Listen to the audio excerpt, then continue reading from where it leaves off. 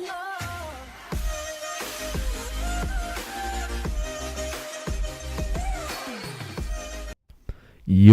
what is going on, everybody? This is Solar Gaming here, and finally it is time for the video I've been waiting to make for quite a long time now, and I'm sure a lot of you guys have wanted to see from my previous Fortnite video. This is Apex tips and tricks from a very experienced player. I am actually top 100 for Lifeline, and I'm going to talk about her later in the video. So we're going to be watching a 20 kill gameplay here, sticking for the whole video. I'm going to let you guys in on the ending and hear all the audio. I got some great reactions out of this random here that was watching the whole thing because they died very early on. So we're going to be watching here, and I'm going to tell you some of the tips and tricks. And the first one I want to start off on is the one you just saw right there. It's called the wave. If you guys didn't already know, as you jump from the ship, if you actually look downward with your character and then look back up, your character is going to get more airtime through this method. He's going to be able to go further across the map than other teams will, and also you can drop solo more often and get to the places you want to go. Okay, so second off, you saw me get to supply ship there. Supply ship's actually going to be one of the main places I go to throughout this game. A lot of you guys are probably very curious on what's... Okay, that was very lucky. I'm going to tell you about these loot spots too later on. A lot of people have been asking me, they ask, why do you go supply ship? There's so many people there, the risk is high, why do you do it? The reason I do it is because if you learn the wave method, right, and you get it to a science, you can hit the ship perfectly every single time where other teams haven't because they haven't perfected the wave. And if you go solo, you can actually get down there a little faster. There's only two spots that the legendary armor will spawn usually. It's on the top flank and it's on the bottom row by the stairs on the bottom flank. And I know these two spots, I have them memorized. So when I'm flying towards the ship, I can kind of get a glance and see if it's on the top. And if it's not, I head directly to the bottom, which most people aren't going to do. They're going to be looking for a gun right away. I'm looking for that armor so I can survive longer and kill everybody on the ship. What's this going to do? It's going to allow you to kill everybody on that ship. And usually there's a good amount of people that go supply ship. So it might be anywhere between 3 to 6 kills right off the rip. If you think about it, that's only 14 away from 20. And if you, on average, you get around 10 kills a game, that really only puts you at a 4 deficit there.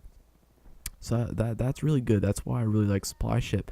The ironic thing is that my 20 kill game here, I actually didn't get any kills from supply ship. I get all my kills from like the last squads, which is insane actually. Most 20 kill games you see now are from the beginning. This one's actually gonna be from the end. So, one quick tutorial here on what guns to run. If you are new to the game, I'm sure most of you guys watching this are probably not that new. Apex has been very popular. I'm a little bit late on this actually, but the main guns that you want to run are Wingman and R301.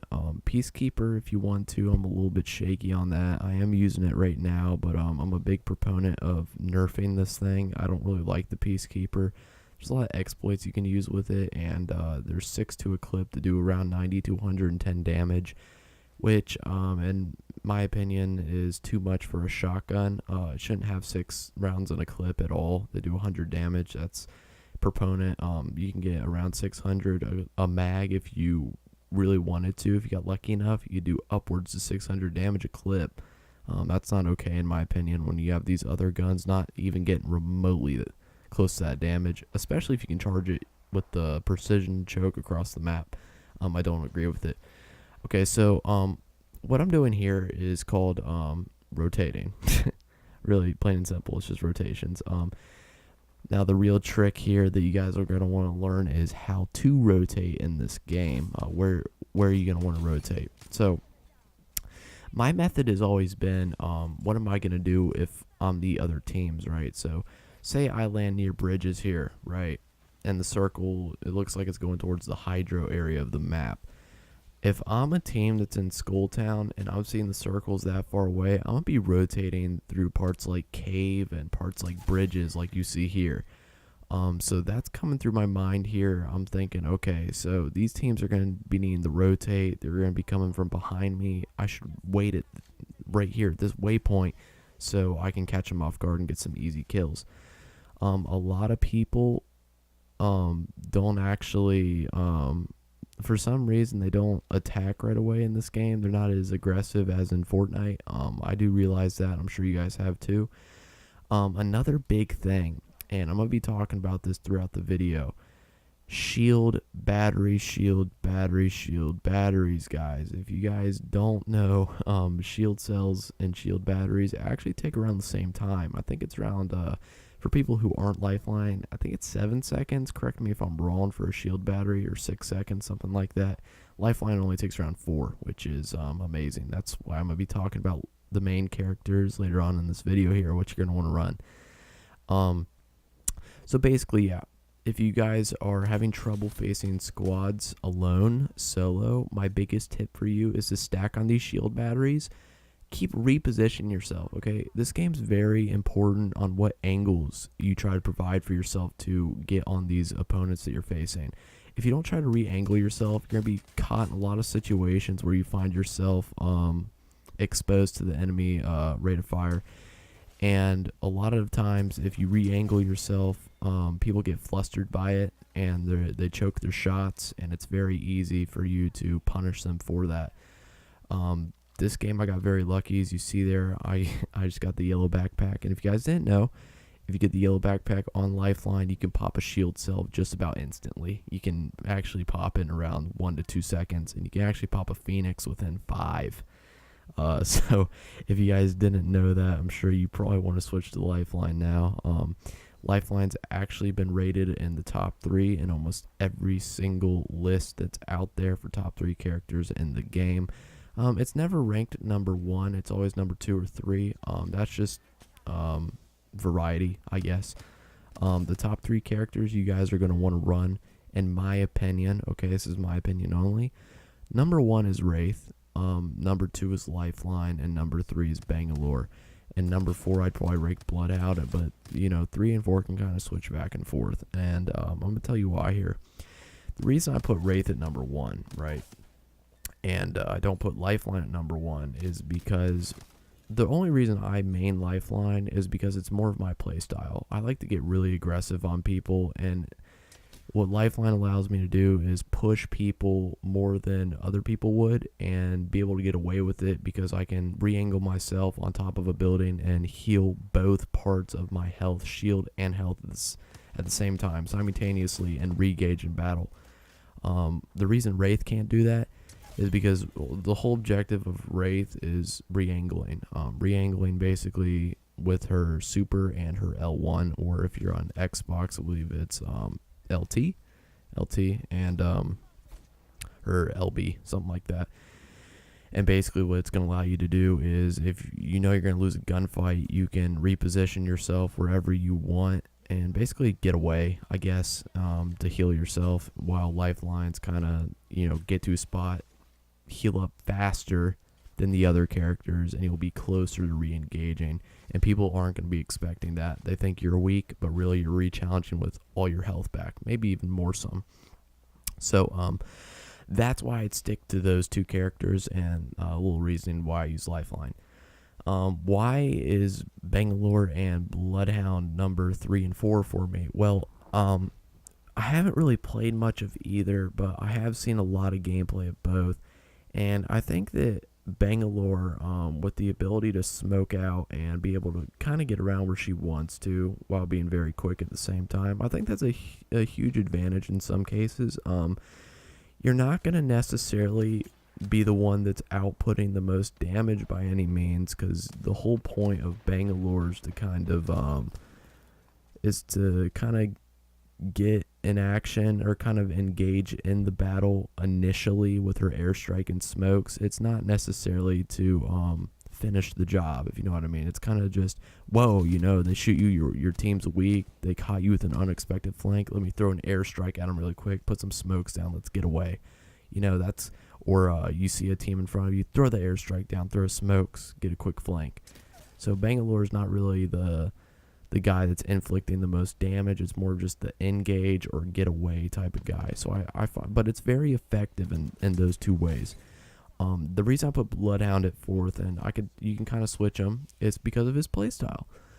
He tracks enemies down, and the reason I might actually rank him higher than Bangalore sometimes is because if you're going for a high kill game, Bloodhound might be a very viable option. The reason for it is a lot of the times these high kill games, it's pure luck, guys. You're not always going to know where people rotate.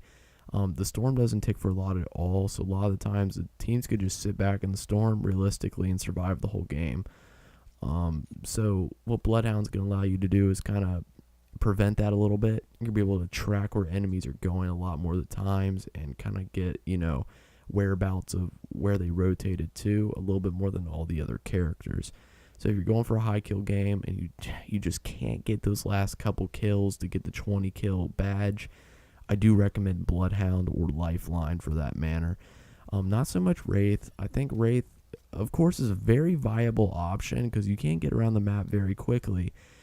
I just don't think that she's got the oomph to stay, and engaging the battles as much as Lifeline and some of the other characters. So, moving on, what you guys are seeing here, you see me still at Bridges, okay? And you'll notice, fast forward 5 minutes back, I was just at Bridges.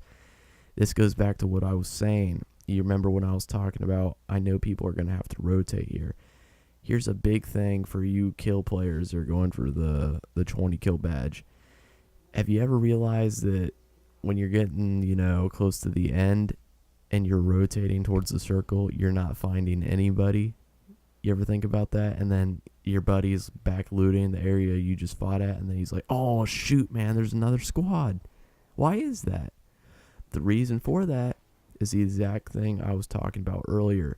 Teams in this game like to rotate very late. The reason for that is because the storm does not tick for enough damage. This is a big problem, I think. Well, it's either the time or the damage. They could fix either and it'll be okay. I think if they lowered the time to 1 minute for the storm to close, that would push teams a little bit faster towards battle. But right now, we have a problem where teams can just kind of sit in there for as long as they want and not be punished for it. So I would like to see that change in the future. I'm gonna get a little bit more in depth here to what I'm doing now. This is called hill angling. You never want to run into the center of a place when you're going around the map. The reason you don't do that is because, relatively sound horn in this game is pretty good. You can hear where teams are from a fair distance if you got a decent headset and you switch to all audio. I think you can hear mostly everybody that's around you. The reason you don't run through the center of the map is because if there's two teams fighting, you're going to get pinched 9 times out of 10. Excuse me. So what you're seeing me do here is kind of get both teams weak. I don't want one team to down the other team because I see how close I am to this 20 kill now. I see it's very viable. It's very viable, and I know I have to get all these kills. So my main objective here was to get both teams weak instead of one so that I can engage both at the same time and try to get all the kills. So I see that I have a lot of people down right now, and just bang, bang, bang, there you go. I'm going to be talking about the wingman here in a second. You do see now I did switch to the R301. In my opinion, you don't have to take it for my word. I think the R301 is much better than the Peacekeeper if you're going for a high kill game. The reason for it, the R301 just has more consistent damage rate. The Peacekeeper can hit for like 20 sometimes. It could hit for 21, 6, 8, and then 90, and then 110, So it's very inconsistent in my opinion. So you're going to want to try to stray away from that. So you see now I have, I believe that's 16 kills. Yeah, 16 kills and 4 squads left. So I know that there's 9 people left. And right there you see I get very lucky. There's next squad right next to me. 2 people, 18 kills. At this point I'm very ecstatic. I'm thinking, wow, I cannot fuck this up. Because the curse number is 18, guys. Never forget that number. It is 18. I can't tell you how many people I have met and myself that have gotten this exact number and not been able to finish the job.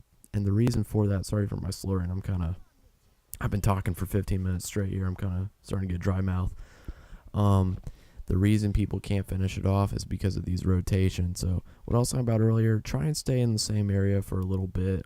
There is always a chance a team will come to you because they hear those shots. I think that's the main thing I do. That's the main thing me and my team always do. We hear shots, we run towards it. So my greatest tip for you, if you're looking for more squads, is to stay in the same spot after you fight a squad, simply because you're going to attract more teams. So what I'm doing here, I'm just kind of sound whoring. I'm going around the map trying to hear for sound cues. I really need to find this last team before the other one does. So I hope you guys have enjoyed the video so far. I'm probably going to make another one like this, but this is where I cue in my mic here. So stay tuned for that. I'm going to let you guys watch the rest of this video. It's a very hype ending. So please enjoy, like the video, subscribe. This has been Solar Gaming, guys. Peace out. I'm glad you're holding patient, man. Palms are sweating.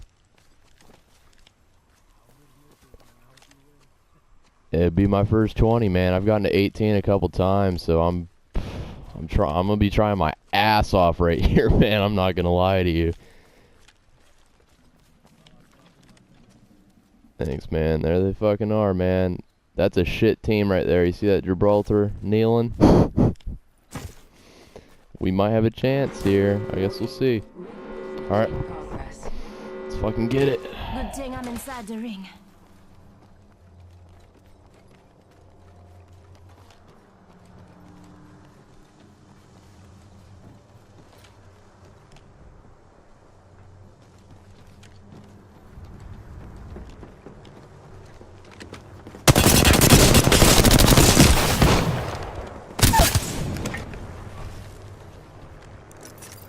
Recharging my shields.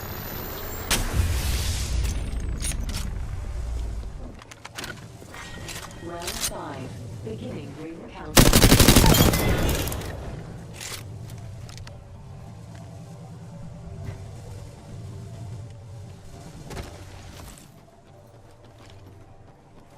Where'd that Gibraltar go, man?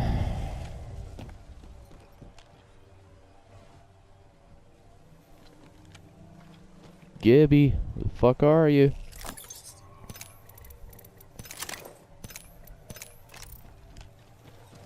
Deploying health drone.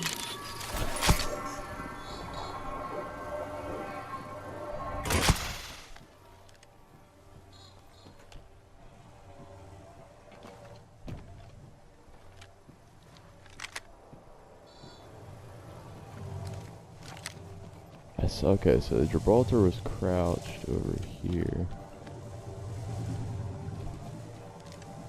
1 minute till ring close.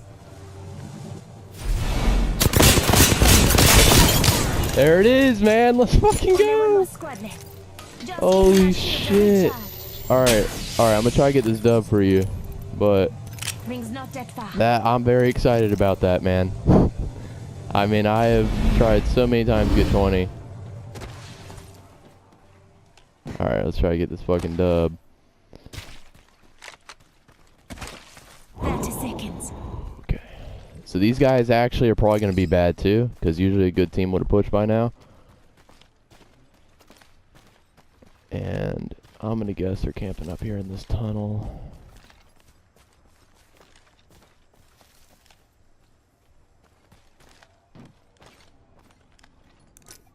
Oh. Patching myself up a bit. Just going to get full health real quick. Oh, Warning. Ring movement they're in lagging. progress.